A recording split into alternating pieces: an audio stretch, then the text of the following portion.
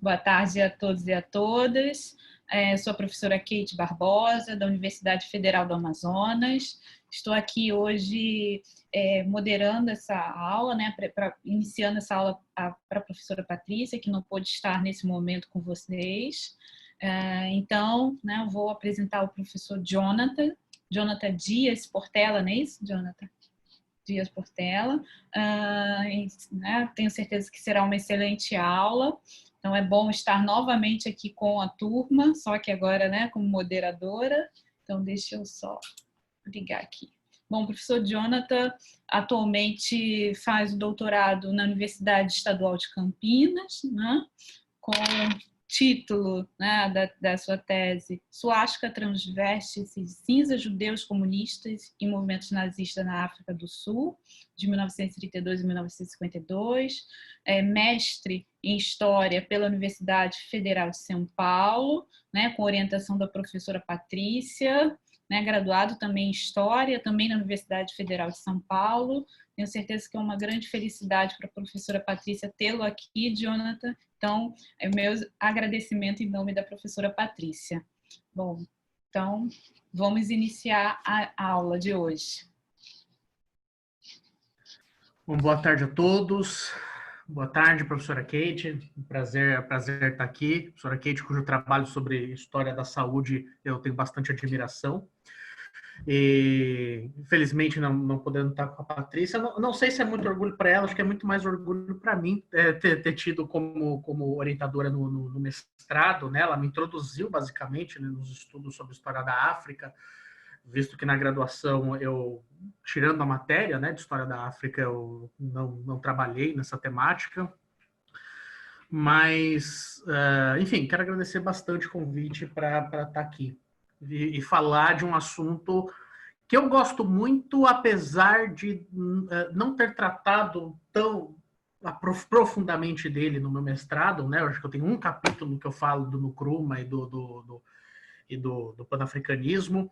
Eu foquei o recorte do meu mestrado, ele é extremamente contemporâneo, ele vai de 96 a 2014. Eu comecei o trabalho em 2015. E eu tratei, na verdade, da migração de jogadores de futebol africanos para a Europa, né? Mas especificamente os ganeses para a Inglaterra, reconhecendo, entendendo ali um novo movimento colonial, né? Ainda o discurso neocolonial em cima dessa movimentação de trabalhadores que saem da África para ir para a Inglaterra ou para outros países, né? Também da Europa. Então, hoje já no doutorado, eu já não estudo nada relacionado a panafricanismo. Estou agora num projeto com um querido colega meu do Rio de Janeiro, Pablo Matos, para escrever uma biografia do Nkrumah. Mas isso me mostra uma coisa, assim, eu frequentemente recebo convites assim para falar sobre o Nkrumah, mesmo não tendo trabalhado tanto com ele. Isso me leva a uma certa preocupação de mostrar que nós temos uma carência muito grande acerca de pessoas que estudam os pensadores africanos, os intelectuais africanos, ou aquilo que africanos produzem sobre a história da África. Então, eu espero que pelo menos esse curso da Patrícia, essa aula, possa incentivar vocês aí a buscar isso, se for do interesse, a conhecer mais um pouco sobre o que é produzido em África, entender sobre a historiografia africana, sobre a produção intelectual dos africanos e africanas. Bom, nesse sentido, eu venho aqui falar que hoje na aula, tentando ser um pouco diferente do que eu já venho falando ultimamente, eu detesto ser repetitivo, eu não vou falar tudo no Nkrumah. Claro que o Nkrumah ele é uma peça central, vou falar um pouco sobre quem foi ele, o primeiro presidente de Gana, mas eu quero tentar trazer um pouco sobre a história do panafricanismo, do pensamento panafricanista, relacionada à ideia do texto que vocês leram, que está num livro, que eu confesso que eu amo e detesto ao mesmo tempo. É um livro com muitas controvérsias, que ele é muito adorado, muito detestado por outros, que é esse daqui, Na Casa de Meu Pai. do Kwame Anthony Appiah. Esse Kwame, inclusive, que é uma homenagem ao Kwame Nkrumah, apesar do livro ser uma porrada bem dada ao Nkrumah, se eu posso assim dizer. Mas uma porrada, assim, não tão direta, porque o Appiah esperou o Nkrumah morrer para escrever. Mas a gente deixa essa passar. Mas, enfim, é importante a gente entender nisso tudo que Na Casa de Meu Pai, ele é um livro... Ele é um dos livros mais importantes sobre o pensamento africano no Brasil, numa linha que nós chamamos de pós-colonialista. Então, isso já é uma coisa até para diferenciar de outros escritores pro Appiah. Ele está numa linha pós-colonial. Ele vai chegar no Brasil em 1992 como um best-seller. Ele é muito bem recebido na Europa, principalmente. E a gente já vai entender por que ele é tão bem visto na Europa. Talvez entre os intelectuais africanos haja mais resistência, mas ele é um best-seller. Ele é um best-seller e chega no Brasil em 92. E ele chega num período em que nós temos uma escassez, em que nós tínhamos uma escassez muito grande sobre o pensamento africano, sobre a escassez de publicações sobre o pensamento africano. A área de história da África não era ainda uma área reconhecida, se eu posso assim dizer. Até a professora Patrícia, ela é fruto desse período, de quem termina um mestrado nesse período, e não existe ainda um campo chamado História da África para se trabalhar, muito menos de pensamento africano. E aí isso é importante a gente diferenciar que História da África é diferente de História do pensamento africano. Porque quando se dá início no Brasil uma área que se chama de História da África, essa área ela vai passar a ter um foco muito grande nas culturas ancestrais africanas, vai incorporar temas como as diásporas. Isso é importante dizer que diáspora em si ela não é uma história da África. No Brasil ela é incorporada, mas existe assim, uma batalha muito grande para não ser, mas... E isso eu falo com todo respeito aos colegas diasporistas, né, os que estudam esse movimento. Mas temas como esse acabaram sendo englobados, mas não o pensamento africano. Acabou se tendo mais penetração os temas cuja historiografia, ou, digamos assim, as produções estivessem mais em voga dentro da Europa e do próprio Estados Unidos. Então, quando se dá o início dessa área, vai se mostrar que existe um problema que, na verdade, ele persiste até hoje. Existe uma luta muito grande contra isso, mas de que nós discutimos a África sem saber o que os africanos pensam sobre a África. Diferentemente sobre outros estudos. Quando nós vamos olhar, estudar a história da Europa, nós vamos olhar para o que os europeus dizem. Nós temos o cânone inglês, francês, nós vamos olhar para isso. Quando a gente vai olhar para a história moderna, a gente está olhando para a história moderna europeia, que nós vamos ler sobre o assunto, são os europeus. Os Estados Unidos é a mesma coisa. Mas nós adotamos esse mesmo método de falar de África sem saber o que os africanos pensam sobre isso. Então, nós vamos sempre usar aquele prisma dos historiadores, dos cientistas sociais americanos, europeus, desconsiderando completamente os intelectuais africanos. E é um pouco nesse contexto que o Appiah chega, o que é uma pena, porque vai demorar um tempo para que livros de outros pensadores africanos também sejam traduzidos, e não só traduzidos e publicados, mas que eles entrem de fato em debate, que eles entrem de fato nas bibliografias. Vocês podem olhar que a lista bibliográfica das emendas dos cursos de História Moderna, História Contemporânea, é um recorte eurocêntrico, e ponto. Como se só existisse a Europa. E o problema até que quando a gente vai para a área de História da África, parece que só existe a Europa também.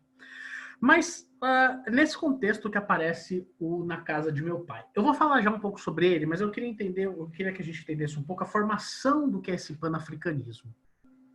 E principalmente entender que o panafricanismo, ele como ideia, ele nasce no início do século XIX, com os negros da diáspora.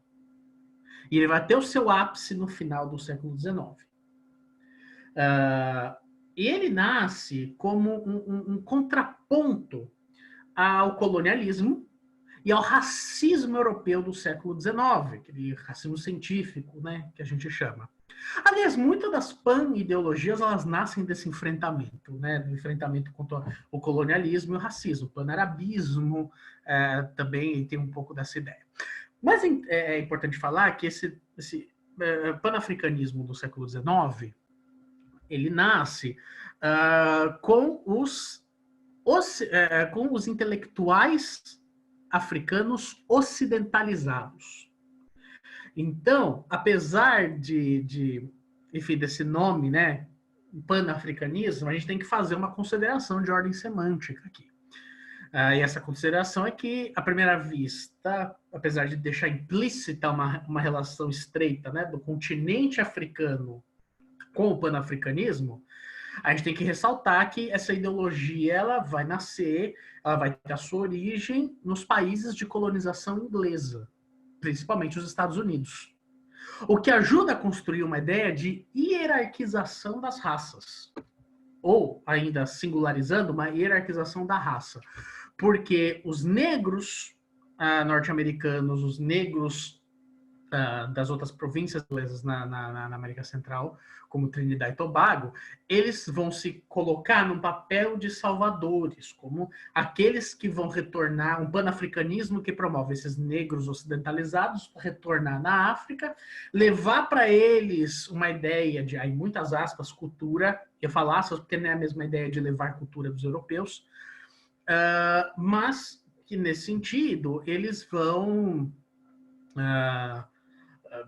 enfim, se der uma certa hierarquia da raça negra, como se existissem negros superiores e negros inferiores, e esses negros inferiores precisassem ser tutelados por essa raça negra superior, para eles conseguirem essa salvação do domínio europeu. E é muito interessante, porque aí eu vou começar a falar de alguns nomes que valem muito a pena, e vou começar por aqueles que tentaram rebater essa ideia. Eu acho que o primeiro nome que eu tenho na cabeça é do Edward Blyden. O Edward Blyden, ele é o primeiro a promover a África como o lugar do pan-africanismo. Entendeu? Rebatendo a ideia dos negros ocidentalizados que tendiam a achar que eles eram a elite da raça e que iam conduzir a África para sua libertação. E a gente vê bastante isso, por exemplo, no caso da Libéria. A Libéria, aquele país africano que tem a bandeira muito parecida com os Estados Unidos. Que nessa ideia, ele vai trazer que os nativos, ele vai para a Libéria, né, junto com um grupo chamado American Colonization Society, que era um grupo de negros americanos retornados para a África. E lá, por exemplo, eles promovem grandes mudanças, né, na administração, como, por exemplo, os africanos iriam ter direito ao voto. Mas isso quase no centenário da colonização inglesa. E o Blyden, ele vai ter uma atuação muito grande no país, tentando desconstruir essa visão dos negros retornados, de que eles eram a elite da raça. Então, por exemplo, ele olhava para os africanos cristãos que estavam super adotando os costumes ocidentais, e ele sempre dizia, olha, a sua primeira dívida é serem vocês mesmos. Admitir que os africanos não são europeus. Principalmente para contribuir com um desenvolvimento mais completo, enfim, desenvolver uma ideia de bem-estar da humanidade. Eu vou citar um trecho de um livro do Blyden, que ele publicou em 1887, que se chama Christianity, Islam and the Negro Race. O cristianismo, cristandade, o Islão e a raça negra. 1887, infelizmente, não tem tradução. Que ele vai dizer o seguinte, tradução minha. Nos assentamos europeus da costa. Eram visíveis os melancólicos efeitos do fatal contágio de uma mímica europeia espúria. mas foi o inóspito e inexorável clima que evitou que essa pseudo-civilização chamada progresso se expandisse para o interior. De fato, nessas regiões, as tribos mantinham sua simplicidade e permaneciam naturais. Então, para o Blyden, essa ideia, essa autêntica personalidade africana, ela só residia no interior, com os povos do interior da Libéria, ou da África, se eu trazer para um ângulo mais amplo, né? Muito mais nesse povo do interior do que nos ocidentalizados da costa, da capital. Essa foi uma primeira ideia que o panafricanismo, ele teve dificuldade, mas eu acho que foi bem em conseguir desconstruir a ideia de uma hierarquização da raça, que era, ao mesmo tempo, você travar uma luta contra o colonialismo usando a mesma lógica dele, né? Bom, tem que citar outros nomes, como o Henry Sylvester Williams, que promoveu a primeira conferência pan-africanista, apesar de ter uma briga, né, se a primeira conferência pan-africanista é a de 1890, do Henry Sylvester Williams, ou a de 1919, do William Dubois. E o William Dubois, que é um outro nome que a gente tem que considerar. Alguns chamam de Dubois, outros chamam de Dubois. Quando eu estou na Unicamp, eu chamo de Dubois, porque todo mundo chama assim lá, e aí eu fico mais de boa e, enfim, eu pego o nome de lá. Mas assim que o meu ônibus cometa sai de Campinas, eu já volto a chamar de Dubois. Mas ele é um nome muito importante para a gente entender todo esse movimento. Assim como o Alexander Crummell também. Um outro nome que vale ressaltar, que vale citar aqui, é o Marcus Garvey. Talvez ele é mais conhecido. Porque, embora ele era jamaicano, o Marcus Garvey, embora o Blyden e o Alexander Crummell também, eles tenham ocupado um lugar de destaque na evolução do pensamento pan-africano, por apontarem a religião como um caminho para a organização de uma unidade, ou até uma religião como uma estratégia de organização, é o Garvey que vai ganhar visibilidade e até reconhecimento internacional com essa ideia. Inclusive, ele vai criar, vai desenvolver, e vai consolidar, vai ajudar na consolidação do rastafarianismo, que eram aí, que os antigos, na verdade, ele ajuda a dar uma gênese para isso, mas são seus seguidores, depois da sua morte, que vão desenvolver o rastafarianismo. Então, ele via ali na religião um instrumento importantíssimo para se pensar na unidade africana. Indispensável, importante e indispensável até. Há de se pensar também nessa perspectiva que a gente tem que falar até do panafricanismo econômico, que aí a gente tem um nome nos Estados Unidos muito importante, que é do Booker Washington, que ele via que a inserção do negro na sociedade capitalista ia, digamos assim, ajudar de forma mais apropriada a organização do projeto de unidade pan-africana.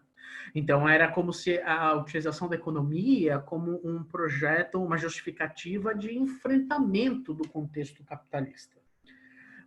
Então, a gente vai pensar numa ideia de capitalismo econômico, eu acho que é indispensável a gente falar do Booker Washington. Nesse início do panafricanismo, a gente tem que entender que ele era uma manifestação bem reduzida de solidariedade. Aliás, uma reduzida manifestação de solidariedade. A solidariedade não era reduzida, era a manifestação que era. E ela era muito restrita às populações de ascendência africana nas Antilhas Britânicas e nos Estados Unidos. Isso vocês têm que ter muito claro, para entender que o panafricanismo ele tem transformações. E ele vai sofrer muitas transformações, principalmente a partir do primeiro congresso pan-africano de 1919, que vai ter lugar em Manchester.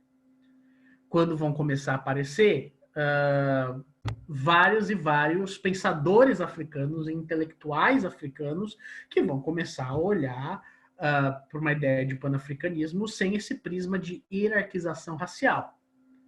Muitos deles se desenvolvem num período pós-colonial e muitos deles vão participar das lutas contra a colonização europeia.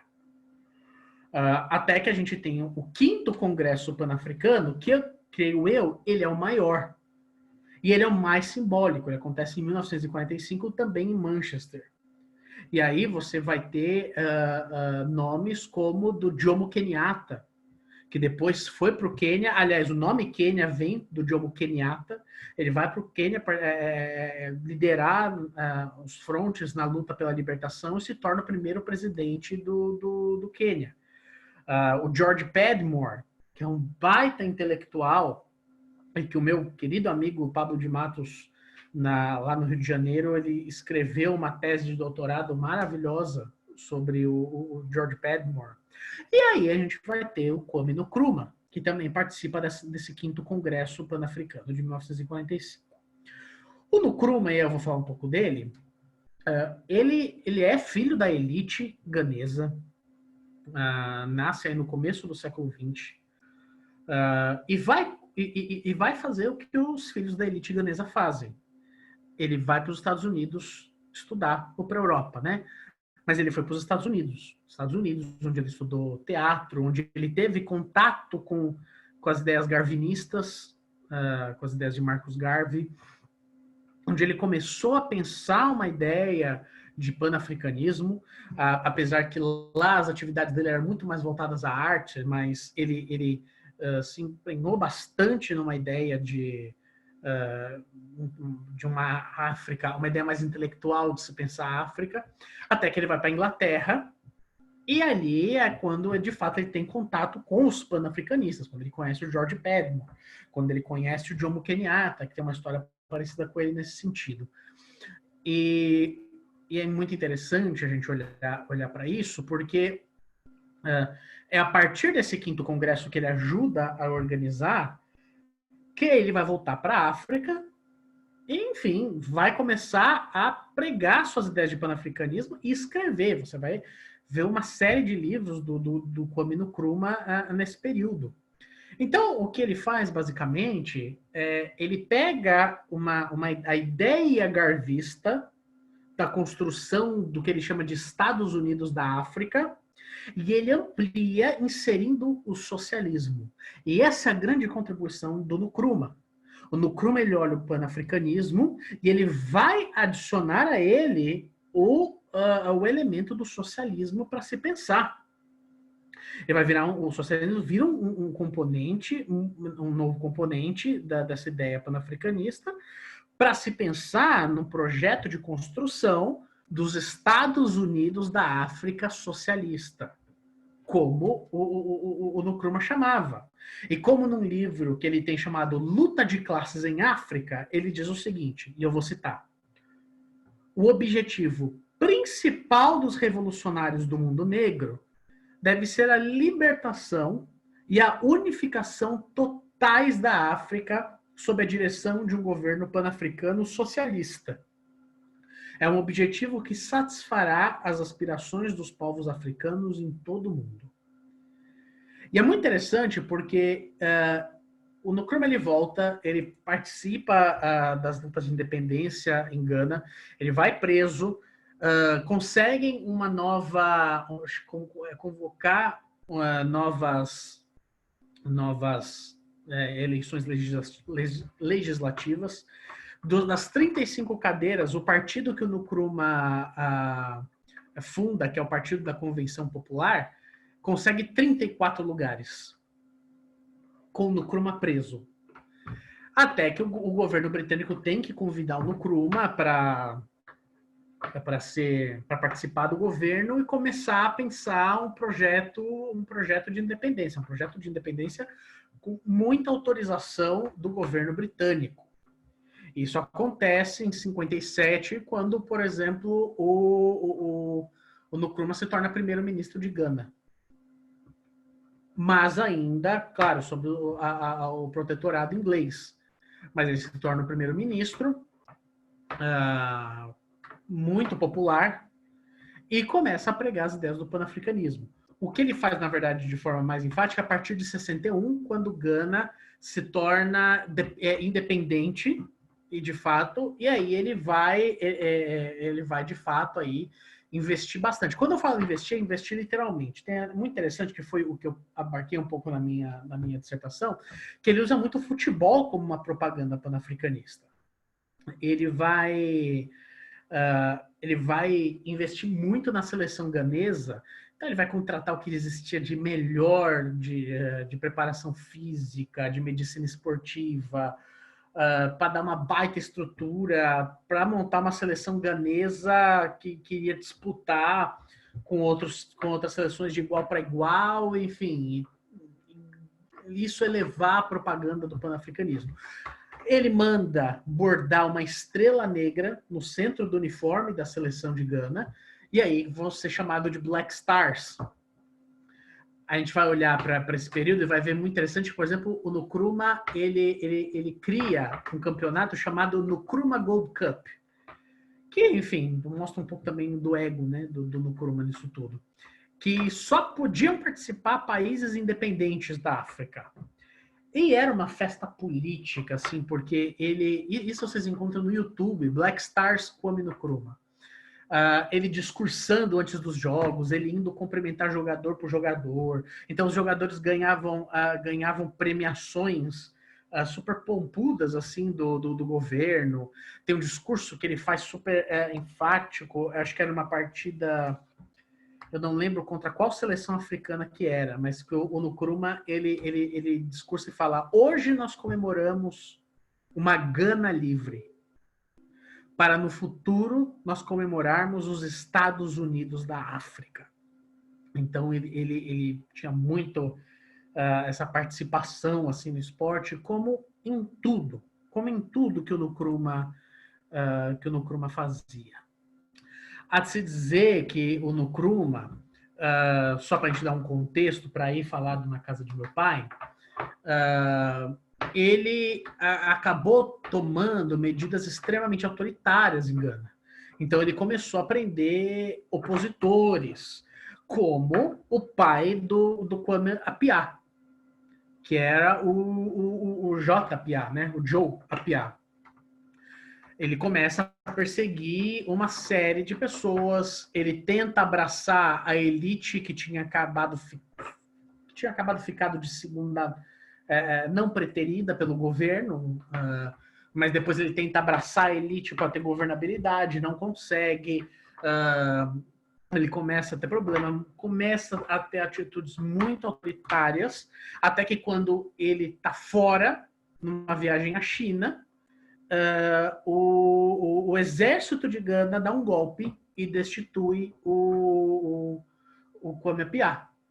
Aliás, o Kwame Nkrumah, isso em 66, 67. A partir daí, o Appiah, o Nkrumah, vai viver em exílio até o final da sua vida. Ele vai viver em exílio até o final da sua vida, vai morrer na Romênia. Ele chega a Epagné, onde ele o Touré vai até dar um cargo para ele, como um cargo político importante na Guiné, mas ele vai morrer na Romênia, depois nunca volta. Ele tinha um papel muito importante, assim, principalmente para os países não alinhados na Segunda Guerra. Então, vocês vão ver aí a União Soviética lançou um selo comemorativo, acho que em 1990, com o rosto do Nkrumah. Ele foi saudado por muitos atrás, né, do bloco, né, atrás da cortina de ferro. Enfim, ele teve um nome aí muito... Ele presidiu a comissão dos não alinhados também. Enfim, ele teve uma participação muito importante. E aí a gente entra no texto. E por que o livro se chama Na Casa de Meu Pai? Já sabendo que o pai do Kwame Appiah, ele vem da elite tradicional de Gana, que foi secundarizada pelo Nkrumah em seu governo. E não quer dizer que o Appiah ele faz uma crítica elitista, nesse sentido de cima para baixo. Não é muito essa ideia. Mas tem de se dizer que esse livro aqui, ele é um ajuste de conta dos apiás com a linha de pensamento panafricanista do Nkrumah. Então, até você já vai olhar, por exemplo, na página 9 do livro, no prefácio, logo no começo do prefácio, que o Apiá ele vai se referir a uma inimizade do seu pai com o seu antigo aliado, que então primeiro-ministro Kwame Nkrumah. Ele vai dizer assim: alguns mundos, o mundo dos tribunais de justiça, para onde meu pai ia, trajando seus escuros ternos europeus e levando a peruca branca dos advogados britânicos, que depois da independência ele continuou a usar como no período colonial, sempre com uma rosa do jardim, o jardim de minha mãe. O mundo do parlamento, para onde ele ia nos primeiros anos de que tenho lembrança, já então como adversário de seu velho amigo Kwame Nkrumah. Então ele vai dando um certo tom já de que vai ser uma crítica a uma ideia panafricanista do Nkrumah. E principalmente porque para o Apiá é importante uma desconstrução do panafricanismo sob o prisma da raça.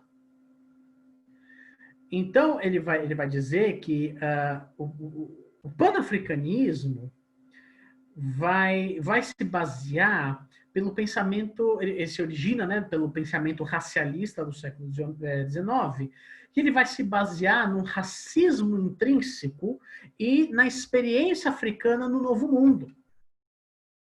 Então, a partir disso, ele vai falar que o panafricanismo ele compreende a África como um lugar culturalmente homogêneo, no sentido da experiência de uma forma de pensamento e conteúdo caracteristicamente africano. Então, esse panafricanismo ele vai ter alicerce de forma errônea para o Apiá, ignorando todas as diferenças dos passados pré-coloniais, e bem como as experiências coloniais dos africanos. E aí é engraçado, né? Porque vira uma moeda no jogo, essa coisa da eurocentrização. Porque cada linha de pensamento que tenta suplantar outra usa como argumento que a anterior ela está usando um pensamento eurocêntrico. O Apiá ele não foge disso. Ele está falando, ao passo que você vai partir do olhar do europeu, do pensamento racialista para cá, e ignorar as Áfricas pré-coloniais, e nisso tem um autor que é o Anta Diop, que faz um trabalho incrível sobre a África pré-colonial. Quando você faz esse trabalho, você está, na verdade, promovendo, estruturando uma linha de pensamento de unidade baseada no eurocentrismo, que é a ideia dele. Tem uma entrevista que o Apiá deu para o Globo, acho que uns 7 anos atrás. Há uns 7 anos. Que a pergunta, eu não sei se a pergunta do repórter foi proposital nesse sentido, eu duvido não, acho que foi um pouco de ignorância, que ele queria saber como é que o Apiá via a contribuição do Nkrumah, do Kenyatta, do George Padmore, de outros pensadores para a África. A resposta do Apiá, ele que é uma pessoa bem ácida, foi a seguinte: a principal contribuição deles foi, em primeiro lugar, conceituar a África como um todo, de modo a criar uma outra maneira de falar sobre o continente. Antes disso, não havia qualquer razão para os africanos pensarem em si como africanos, em um sentido coletivo. Em segundo lugar, esses intelectuais conceituaram o povo da África em termos raciais. Ou seja, eles fizeram a África um só lugar e dos africanos um só povo, pertencente à raça negra. Isso forjou uma unidade possível, mas também trouxe problemas. Mesmo que você pense que o conceito de raça é útil, uma visão racializada da África exclui porções significativas do continente, como as populações de origem árabe do Maghreb, por exemplo.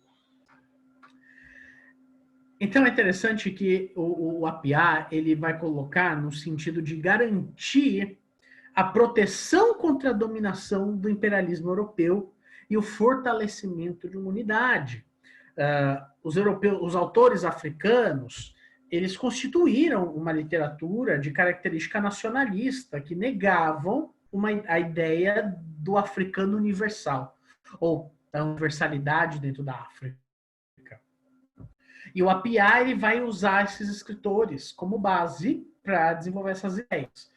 Um escritor que ele usa demais e que é uma base maravilhosa para a gente tentar entender esse pensamento da APA é o Wole Soyinka, que está com 85 anos agora. O Soyinka ele foi o primeiro escritor africano a receber um Nobel. Isso foi em 1986, com um livro lindíssimo que ele tem que se chama O Leão e a Joia. Não é um livro difícil de vocês encontrarem na internet. Um outro livro que eu gosto bastante dele, mas é só uma recomendação minha, é um livro de 2008, mais recente, que, se puder, foi o último que ele lançou, que se chama É Melhor Partires de Madrugada.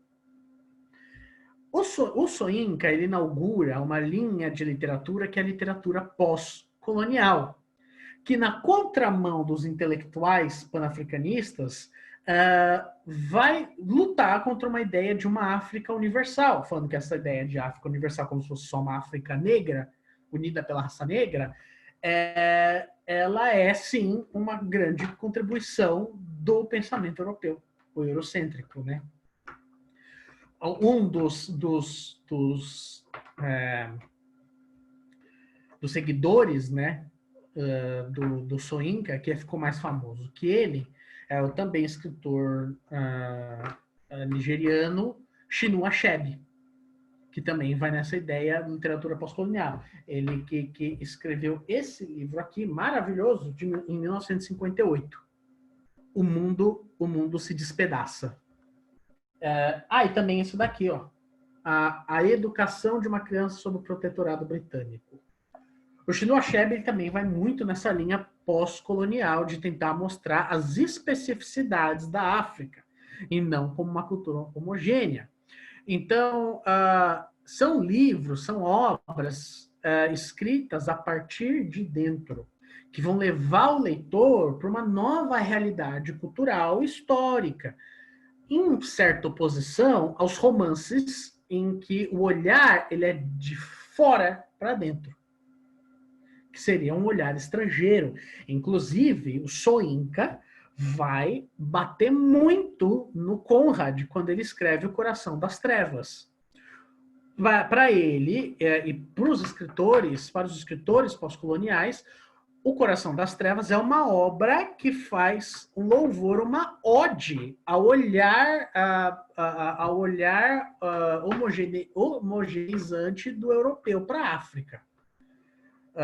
Provavelmente, acho que pelo menos na minha época de Unifesp, quando eu estava na graduação, a gente tinha Coração das Trevas para ler com a Ana Neme, em Contemporânea 1. Mas existe essa crítica muito pesada a essa ideia de África que esses pensadores panafricanistas tinham e que essa literatura corroborava. E que aí eles desconstruíam. Então, mostrar que essa postura assumida pela literatura, no sentido de individualizar a cultura africana, ela tendeu, como resultado, a minimizar e simplificar a diversidade cultural do continente africano. Assim, vamos ser sinceros, a gente pega o Coração das Trevas, parece que ele está falando de qualquer lugar na África, para quem lê o livro. E, enfim, e nessa ideia existe esse projeto de contrapor a dominação cultural do Ocidente. Mas com esse tipo de literatura e esse pensamento panafricanista, o que o Soyinka alega e que o APA vai reforçar em cima do pensamento do Soyinka é que ao invés de você contrapor a dominação cultural do Ocidente, você vai reforçá-la, uma vez que essa realização se dá da mesma maneira que os critérios ocidentais vão ser estruturados. E aí o Apiari vai se centrar nesse conceito de raça como cerne do pensamento panafricanista. Enfim, ele vai colocar que essa rejeição de uma filosofia negra, e aí nesse caso, essa filosofia negra é aquela que vem dos povos oriundos da África subsaariana, essa rejeição vai aparecer para o Apiá como uma crítica bem dada aos pensadores que se firmaram como defensores de uma identidade negra essencial. Porque se nós afirmarmos uma filosofia negra, e aí é segundo o Apiá, a gente vai acabar caindo numa armadilha branca do etnocentrismo e, consequentemente, numa atitude racista. Não que ele está chamando de racismo reverso, não acho que o Apiá diria isso, mas que é uma armadilha da mesma lógica. Tem um livro aqui que vou mostrar para vocês que trata bastante disso, que é esse daqui, ó, No Centro da Etnia, que é do Jean-Luc Amsel e do historiador camaronês Elikie Mbonkolo. E eles vão tratar disso bastante, essa questão da centralidade da raça. A gente... Só um minuto.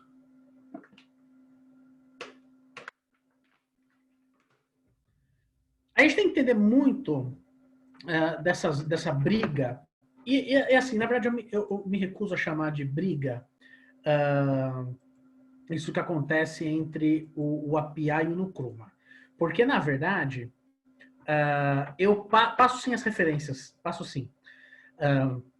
Na verdade, o Apiá e o Kwame Nkrumah nunca brigaram.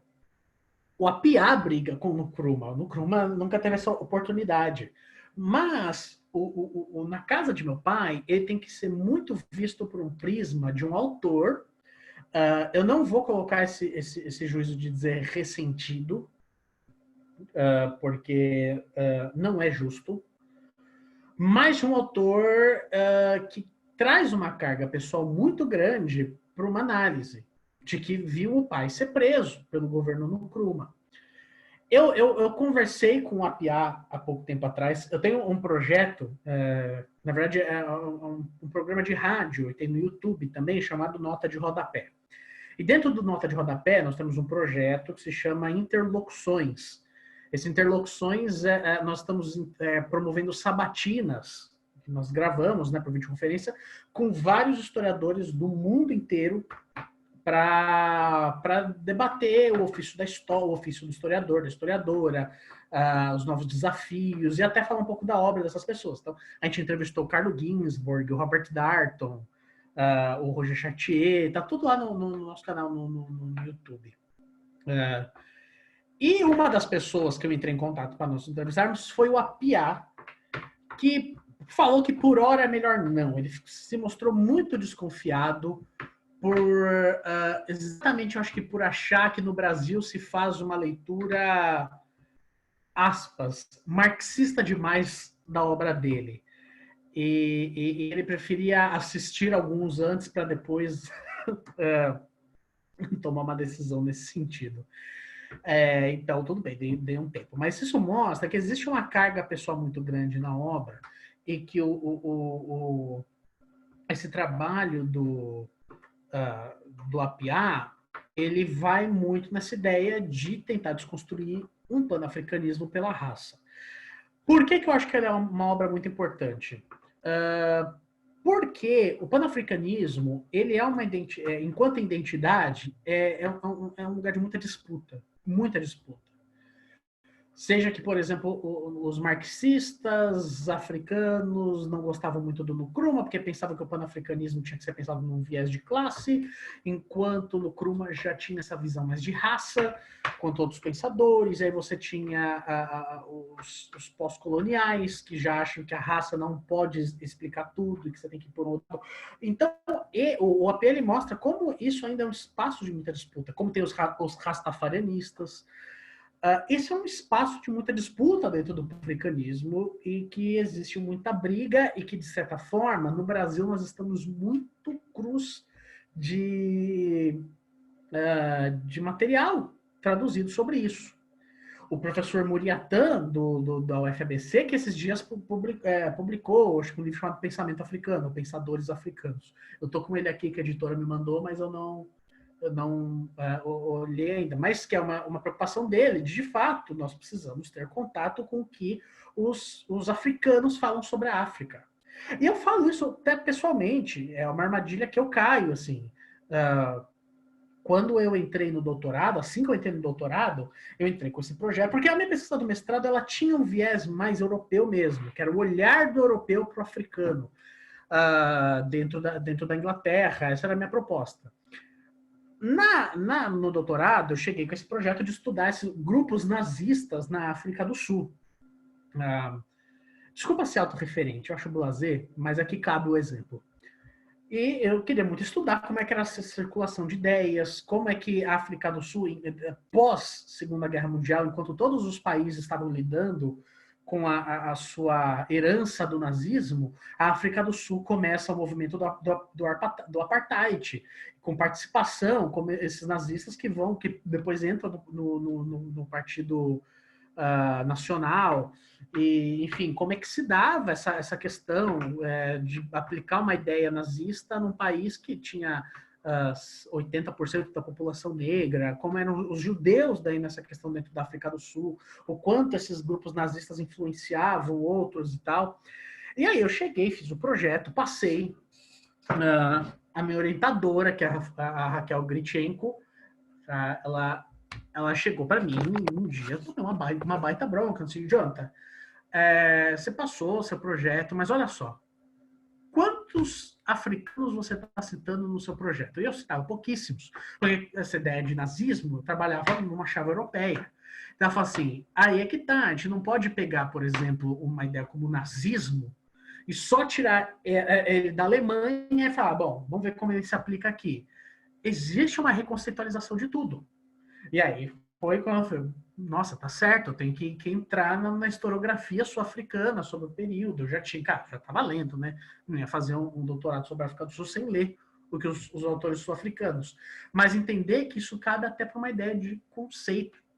Então, é uma coisa que a gente precisa desconstruir. Eu vou fazer eu acho que já estou falando muito tempo, só vou fazer umas indicações de leituras para vocês, de coisas um pouco mais recentes sobre o panafricanismo, que valem a pena. E acho que eu não sei se dá para deixar uns PDFs aqui no Zoom, mas daí eu coloco aqui e vejo quem quem conseguir baixar. Tem, por exemplo, são todas mais leituras recentes que eu fiz, tá? Não vou falar nada que é canônico. Mas de um pensador do Malawi chamado Thandika Mcdawiri, que ele tem um livro chamado African Intellectuals, um livro mais recente que ele organizou. E, enfim, tem capítulos que fala bastante desse do panafricanismo. Não dá para colocar PDF aqui, mas eu vou pedir para mandarem para vocês por e-mail depois. Um outro livro, mas na verdade esse eu não tenho, eu não tenho o PDF dele aqui, que é o Pan-Africanism or Pragmatism, é o Pan-Africanismo ou Pragmatismo, que é do Issa Shivji, que é um historiador da Tanzânia. Deixa eu deixar essa referência aqui. Enfim, que ele é um livro sensacional, que ele abarca bastante coisa. O que eu tenho dele aqui, que eu acho que dá para passar para vocês, é o que é a acumulação na periferia africana, que é um livro muito bom.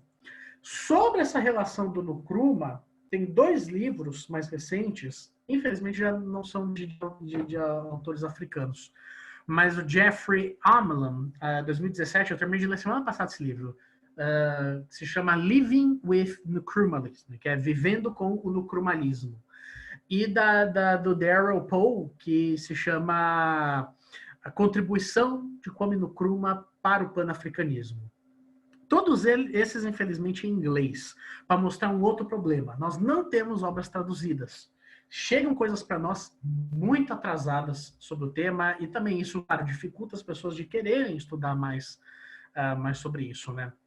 Enfim, mas é uma corrente importantíssima para a gente entender a África, a história da África, e eu fico muito feliz de ter podido compartilhar um pouquinho que eu sei sobre isso. Enfim, agradeço bastante o espaço, agradeço bastante o convite mais uma vez, e espero não tê-los entediado muito. Muito obrigado.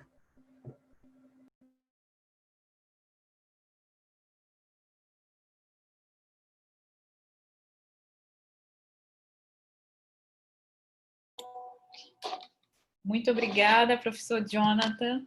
Foi uma excelente aula. Agora, vou pedir ajuda dos monitores, né, para repassar as questões. Temos questões, Matheus?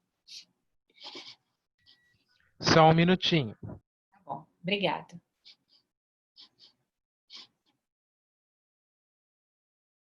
Assine um canal do professor. Eu acabei de fazer isso, Jonathan. Já me tornei assinante. Você vê como os tempos são doidos, né? Chega um tempo que o trabalho acadêmico ele também faz a gente ter que passar, né, dessas barreiras da universidade, né? Então, enfim, quem diria que a gente ouve professor falando, se inscrevam no meu canal, não é tão... Novos tempos. Sim. Não, o que é muito interessante é que a gente divulga, de fato, agora um trabalho, pensando no trabalho de divulgação científica, né? Essa distância física, mas essa aproximação virtual nos faz pensar em outras questões, nos faz pensar em novos projetos. Isso tem sido muito interessante para mim. Conhecer outros colegas, discutir outras questões que possam ajudar a gente a amadurecer o nosso próprio projeto, né? Ou levar essa discussão, né, que vocês trazem, né? Eu trago alunos daqui da região norte, tem alunos do Nordeste, então isso tem sido muito legal nesses projetos. Sim. Isso é um passo muito, muito bacana, assim, mas eu não sei você, mas eu sinto uma falta de sala de aula. Eu tô olhando aqui para um monte de quadradinho, não tô com cara de ninguém, isso é meio... Às vezes é tão triste. Sim. Não, sim, a gente está um pouco carente, né, de falta de sala de aula, né? Com certeza. Acho que eu acostumei um pouquinho, mas a carência bate às vezes, né? Não sei se os alunos estão com saudade de nós, né? Olha aí. Vamos ver, mas eu sinto. É uma questão que eu não sei se é bom arriscar e perguntar. Pois é, gente, que medo. Bom. Professores. Sim. Tem uma pergunta aqui. Infelizmente, a pessoa entrou com um nome que eu não vou saber quem perguntou, mas é a seguinte. Se o senhor Jonathan poderia explicar melhor o contraponto da ideia do panafricanismo homogêneo e o individual. Tá. E eu tenho uma minha. Posso colocar e você responde as duas juntas? Nossa, eu sou muito atrapalhado. Deixa eu responder primeiro essa, que eu vou beleza. Depois eu falo, então. Depois, desculpa, Denise. Não, primeiro que eu tenho 29 anos, eu não quero ninguém me chamando de senhor. Então...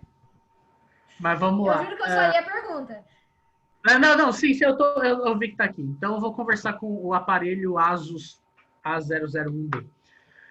Então, essa ideia, na verdade, do panafricanismo homogêneo, né? Não é que o panafricanismo ele seja homogêneo, mas a gente tem que entender um pouco o contexto de quando começam as lutas de libertação dentro da África, entre os anos 40 e 50, começa-se muito com uma ideia de africanos intelectuais, mas digamos, mas continua afirmando, né? Eles foram intelectualizados no Ocidente, de que ser africano significava ser negro.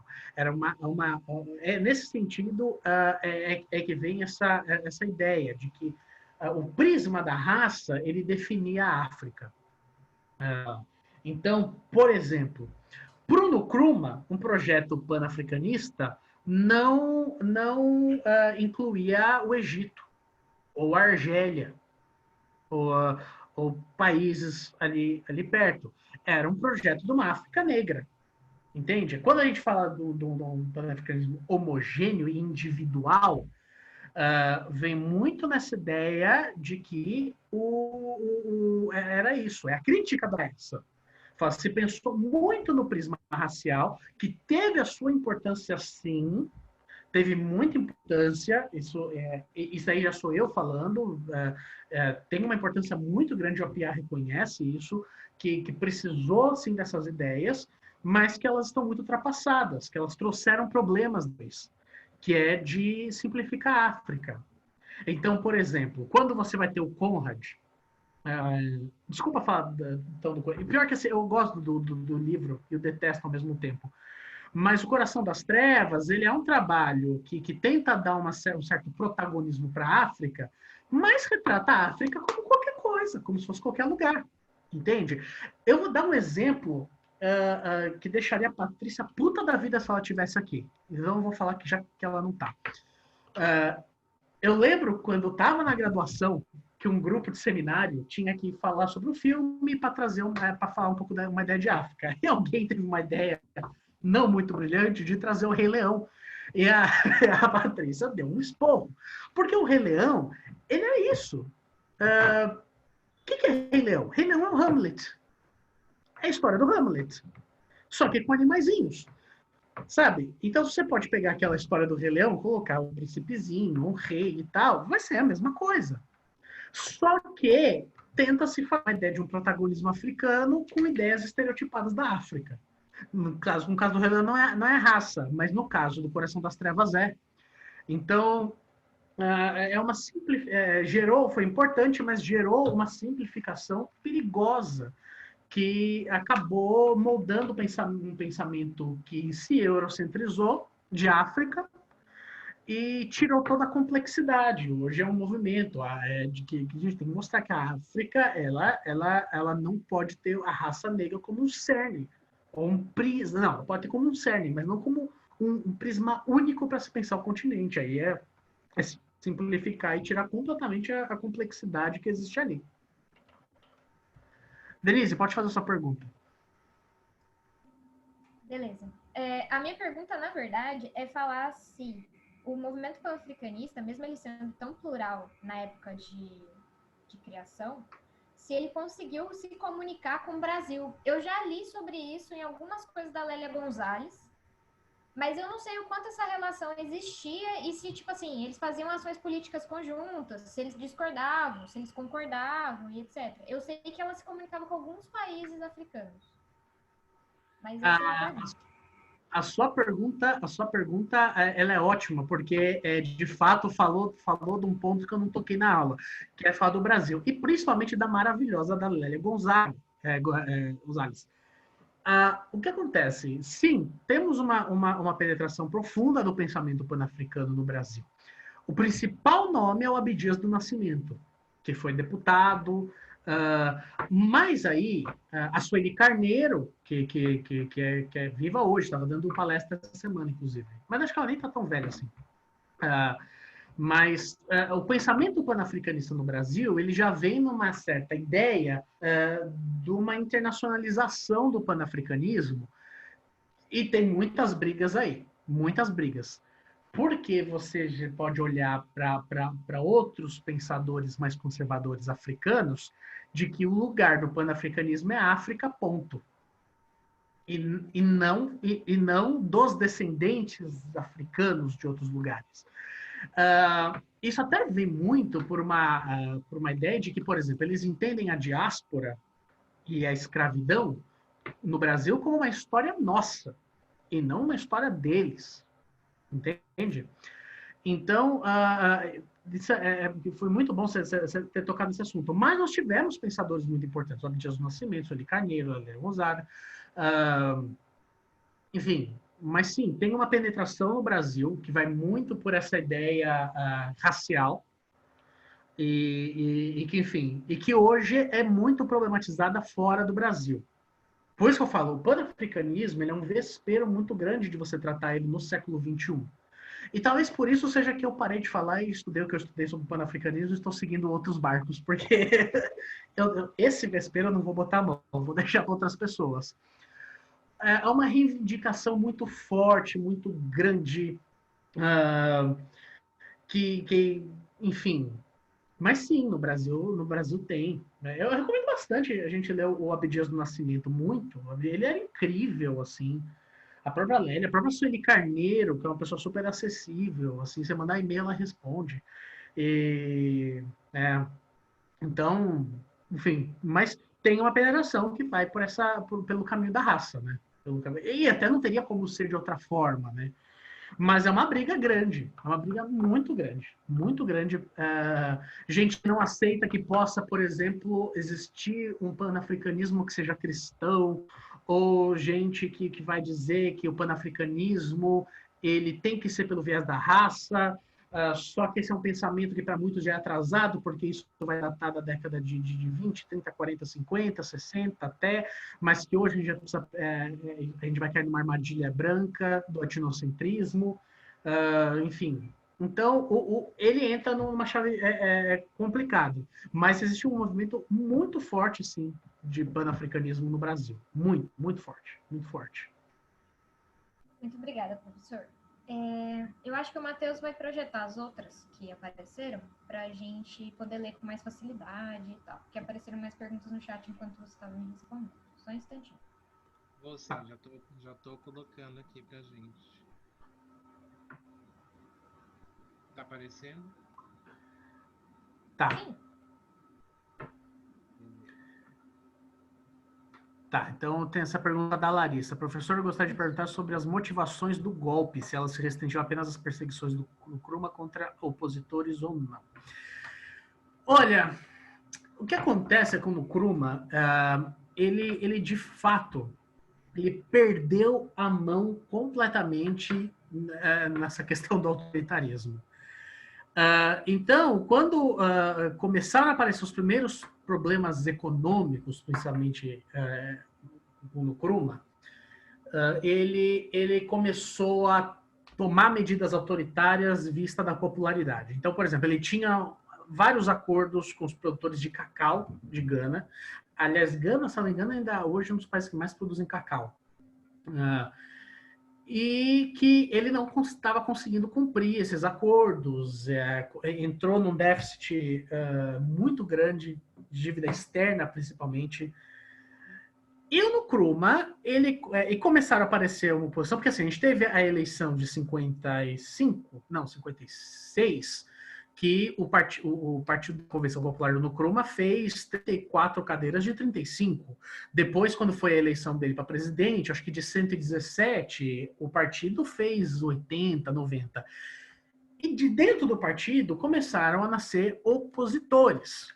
A gente tem que lembrar também que a gente está num contexto de Guerra Fria, e apesar de Gana oficialmente se colocar como um país não alinhado, no período do Nkrumah, ele fez muita viagem para a União Soviética, para a China, ao mesmo passo que ele isso era sensacional, foi uma falha minha não preparar os slides, mas eu tenho essa imagem de que no Nkrumah, na mesma semana que ele vai para Cuba visitar o Fidel e parabenizá-lo pela Revolução Cubana e tal, na mesma semana, o avião que estava em Cuba foi direto para os Estados Unidos e ele foi conversar com John Kennedy.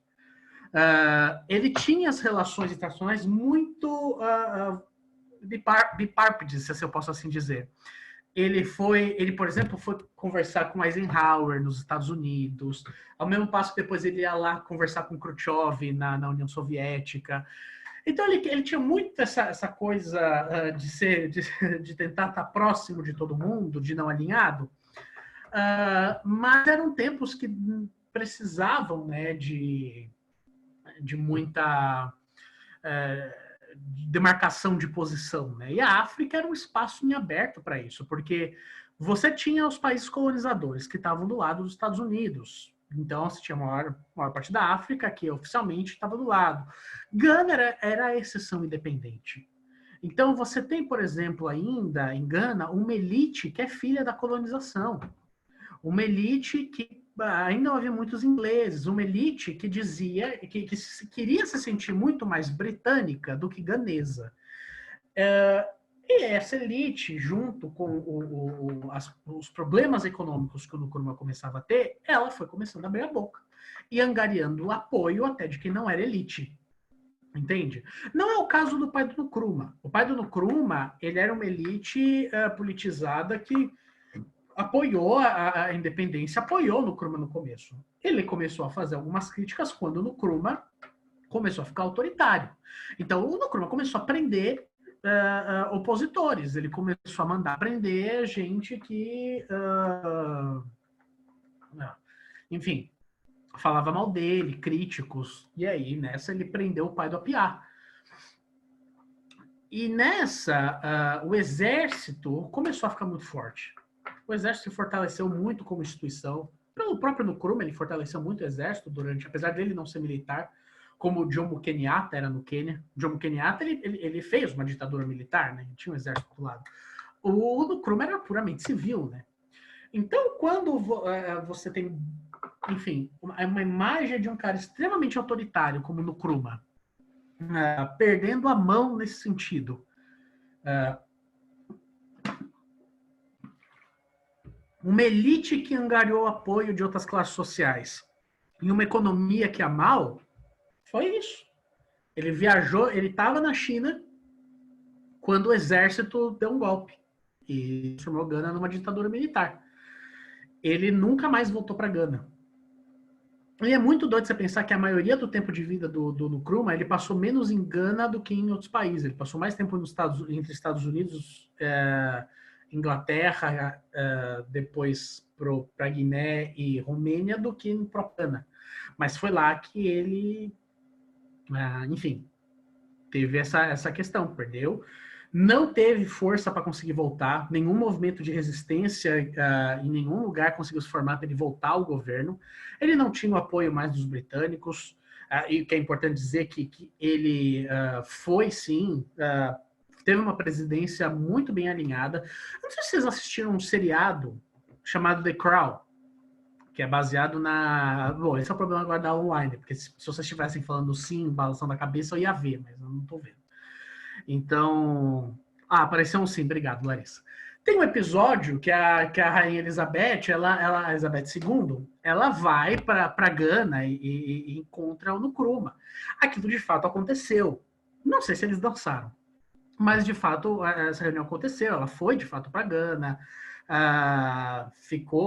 teve uma recepção. Eles eram países muito bem relacionados. Era a grande qualidade do Nkrumah. Ele se relacionava, ou defeito, né? Ele se relacionava bem com todo mundo. Desconfie de pessoas que se relacionam bem com todo mundo. Então,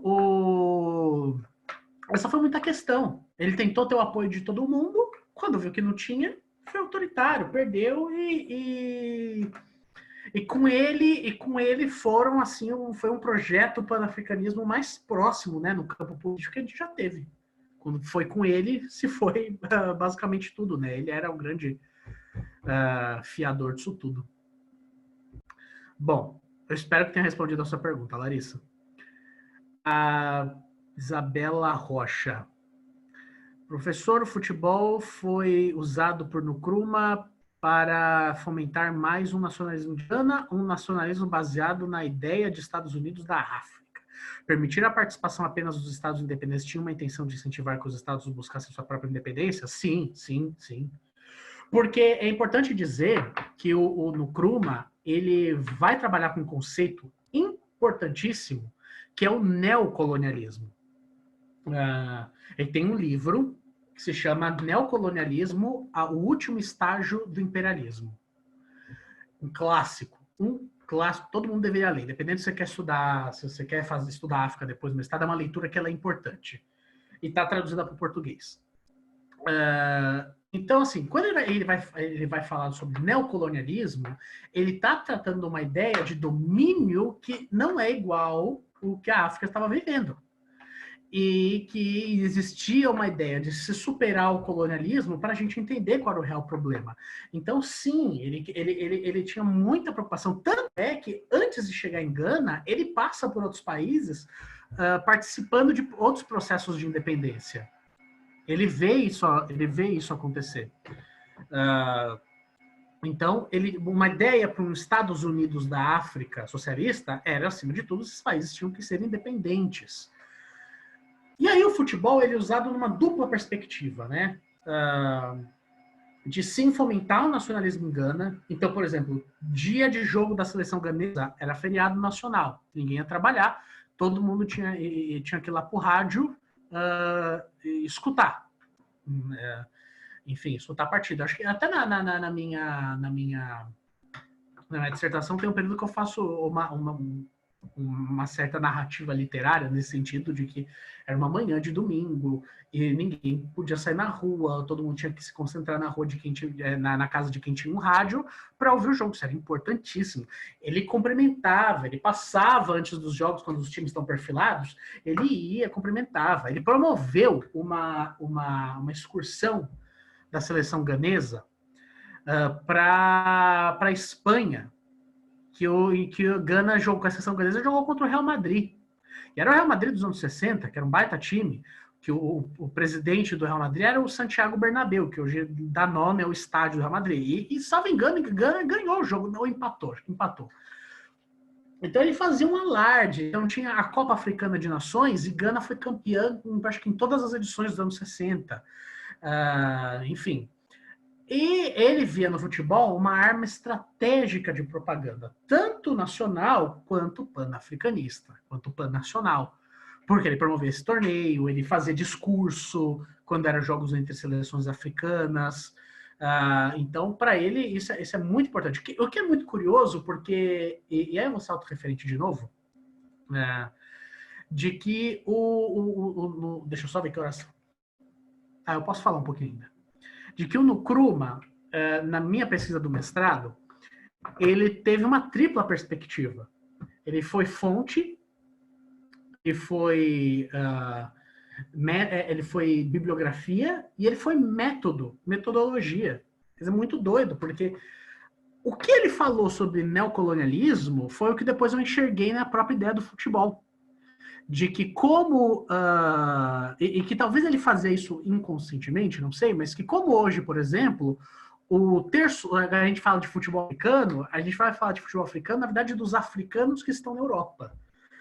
Que a ideia de sucesso que antigamente na África era você ir para os Estados Unidos, para a Europa, estudar e voltar doutor, hoje pode ser se tornar jogador de futebol. E que tem uma quebra aí de que ir para a Europa, estudar e voltar doutor, só os filhos da elite faziam. Ser jogador de futebol, qualquer um pode ser, com talento, não tem uma classe social determinada para ser jogador de futebol. E nesse sentido, o futebol virou um grande celeiro para um discurso colonial de que para você ser um símbolo, você precisa ir para a Europa. E quando um jogador famoso, rico, bilionário, visita o seu país na África para construir hospital, casa popular, ele está desenvolvendo um discurso de que a antiga colônia ainda precisa ser tutelada pela antiga metrópole, que ainda precisa haver essa tutela. E haver agora até as brigas por cidades. Ou seja, antes, ser um bom jogador africano significava estar na Europa. Hoje, ser um bom jogador africano significa jogar pelas seleções europeias. Então, o roubo de identidade, a ação neocolonial que o Nkrumah falou nesse livro e se preocupava, eu consigo ver perfeitamente desenhado no futebol do século XXI. A gente vai olhar para a seleção francesa em 2018, quando você tem a ver que 70% da seleção são filhos de africanos, quando não são africanos. Então, entende? Essa é a briga da identidade. O neocolonialismo, ele não tem mais uma ideia de dominação política estrutural. Ele é uma dominação, acima de tudo, cultural e identitária. E o Nkrumah, ele já falava disso. Isso é muito bizarro, assim. Porque ele falava disso, e você vê que no futebol, não que essa ainda era uma preocupação do futebol, que não tinha tanta migração de jogadores para a Europa, e não necessariamente migrar para a Europa era um sucesso, assim, nos anos 50, 60. mas ele quis ver no futebol um grande produto de propaganda política, identitária, racial, enfim, e até intelectual. Então, acho que vai mais nesse sentido do uso do futebol aí pelo Nkrumah.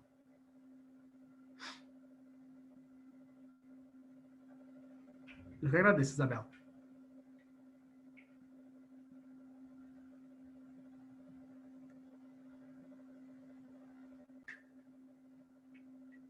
Tem mais perguntas? É que eu tô com a tela do Word aqui aberta do...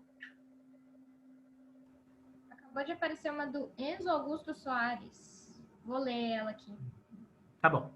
Professor, poderia falar um pouco mais sobre a recepção do livro do Apiá entre os intelectuais africanos? Ele foi visto negativamente ou positivamente? Ainda havia um movimento pan-africanista forte quando ele foi publicado ou estava em decadência? Quando eu acho que o livro do Apiá foi publicado, não é que você tem um movimento panafricanista mais fraco, mas você tem um movimento panafricanista muito mais plural. Porque nos anos 90 você já tinha um movimento panafricanista forte no Brasil, na Colômbia, no Equador, nos países da América Central, nos Estados Unidos você já tem há muito tempo. Você tem muito mais plural, muito mais ramificado. E talvez seja por isso que o Na Casa de Meu Pai foi muito celebrado. E não significa que, por exemplo, no Brasil compraram a briga com o Nkrumah. Eu acho que o Nkrumah é muito desconhecido. E, ao meu ver, eu vou falar um pouco do Brasil, né? A gente fala da recepção africana. Quando o Nkrumah, o livro do Nkrumah, chega no Brasil, você tem exatamente uma ideia de uma ode a não se pensar mais o panafricanismo só no viés que levava a África a ser o centro do panafricanismo. Esse é o ponto.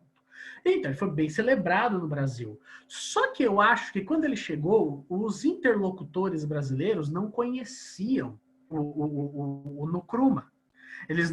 Os leitores brasileiros não conheciam as interlocuções do Apiá. E esse é um problema para mim na recepção do livro do Apiá. Porque no Brasil, o livro do Apiá chegou antes de outros debates terem chegado. Então, antes desses outros debates, você não tem muita percepção da leitura. Assim, eu li o Na Casa de Meu Pai no meu curso de História da África na Unifesp. Eu não conhecia as interlocuções Na Casa do Meu Pai. Eu não sabia quais eram os debates que ele estava tratando. Então, por exemplo, se você for pegar bem, ele não é que ele bate no Nkrumah diretamente. Quando você vê ele se referindo ao Nkrumah, você está mais ouvindo ele falar assim, o então amigo de meu pai come no Nkrumah. Ele não vai diretamente. Então, quando você olha, você acha que é uma relação normal, você não entende um certo contexto. Aí eu vou falar uma coisa... droga, tá sendo gravado, mas eu vou falar. Eu acho que o Apiá foi muito mal lido no seu começo. E não é por... Eu vou dizer, eu não vou nem falar que é por culpa, mas é porque faltava uma bagagem para a gente entender um pouco o livro do Apiá. Porque senão você compra de forma muito inteirista, sabe? A gente tem essa mania de adjetivar os autores que a gente lê de forma muito fácil.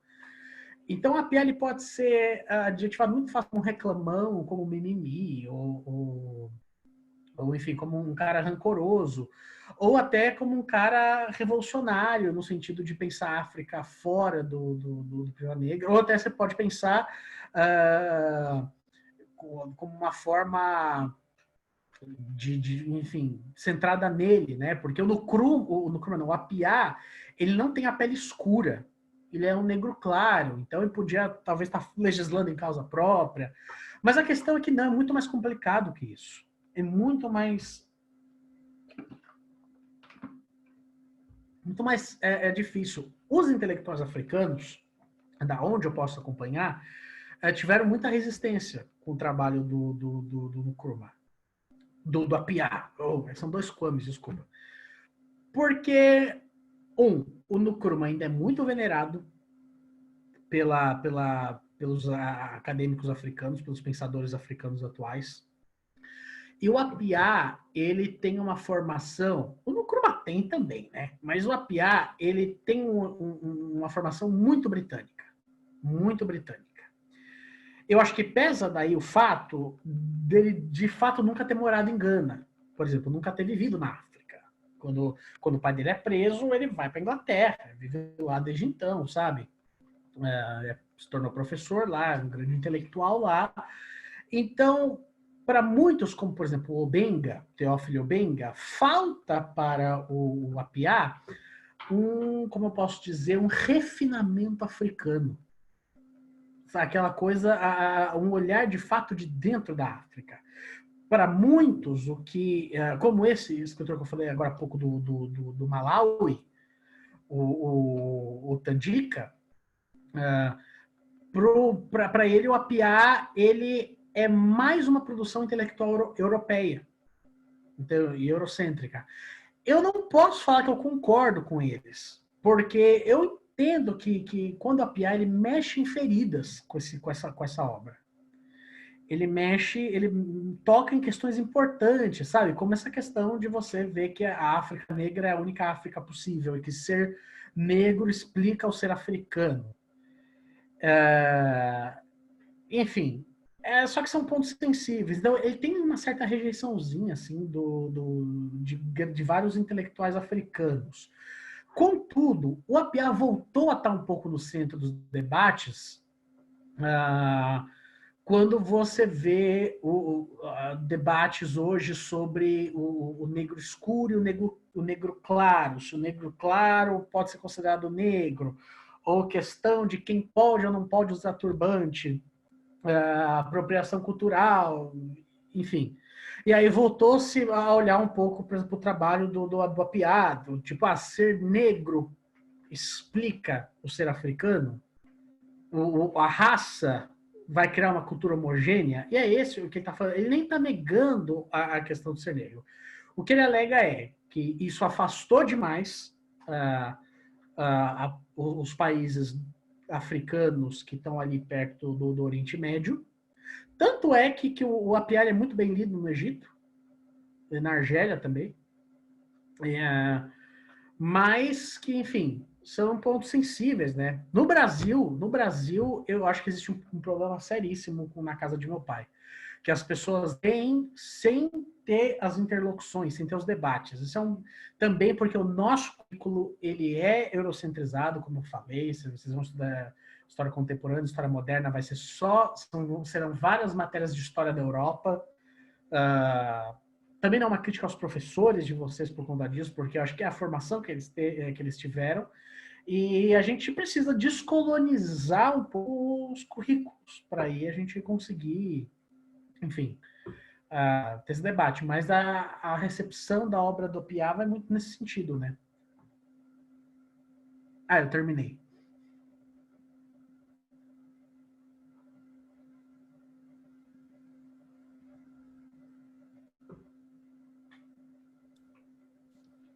Obrigada, professor.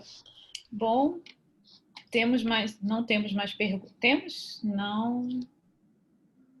Não temos mais perguntas, não é isso? Matheus, Denise? Isso, não temos, já foi todas. Então podemos encerrar, não é? Muito obrigada, Jonathan.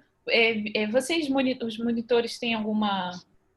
tem aqui a lista de presença, não esqueçam, que é importante. Vocês têm algum recado, Matheus, para a turma?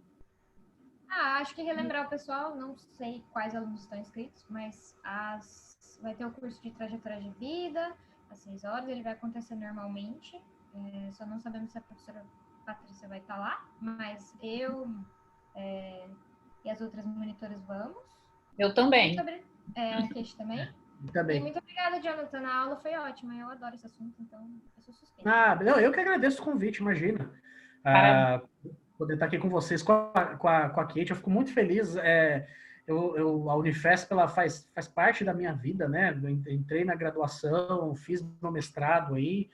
E eu gosto muito de voltar pro prédio, principalmente porque literalmente eu estava lá quando era tudo mato.